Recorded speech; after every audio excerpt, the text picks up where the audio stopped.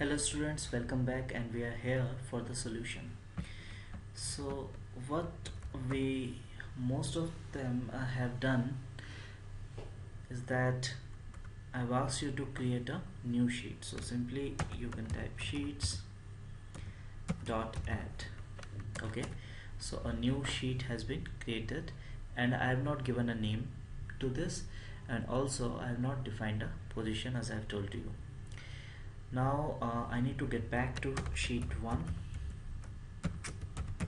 and have to copy the data.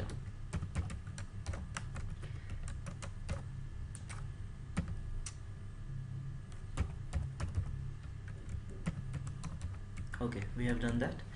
Now I need to get back to the new sheet which has been created. But how to do that? Because I have not defined the position, I have not given the name also.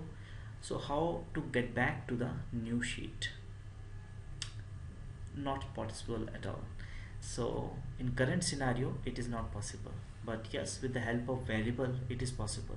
So I'm going to define a variable, that is dim my sheet as worksheet.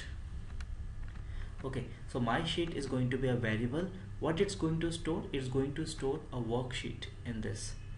So a sheet dot add, this means a new sheet has been created, and that is going to be stored in set my sheet. As I've told you, when you are going to declare an object variable, a set word need to be put in front of it. So set my sheet, this means I'm going to set my sheet variable, and what I'm going to store in this sheets dot add whatever a new sheet which has been created. Then I went to sheet 1 dot activate. I have done the copy and I need to get back to the new sheet, and now it is not at all a tough task because in my sheet variable it is already stored. So I just need to type my sheet dot activate, and then I need to do the paste. So range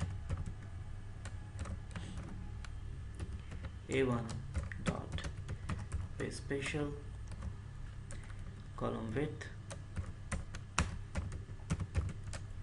range a1 dot paste special and paste all. That's it, it has been done. Okay, so here you can see this sheet has been created. So I'm going to play button. Okay, sorry, my cursor need to be over here. Okay, now play button, you can see a new sheet has been created, sheet 10, and data has been copy paste. So I have given this example or given this task in order to demonstrate that what is the use of object variable. Here a worksheet is an object, and if it need to be stored, then we can make use of object variable. In the next video we are going to understand this with the example of another project basically, and there we are going to use few data types variable and object variable as well.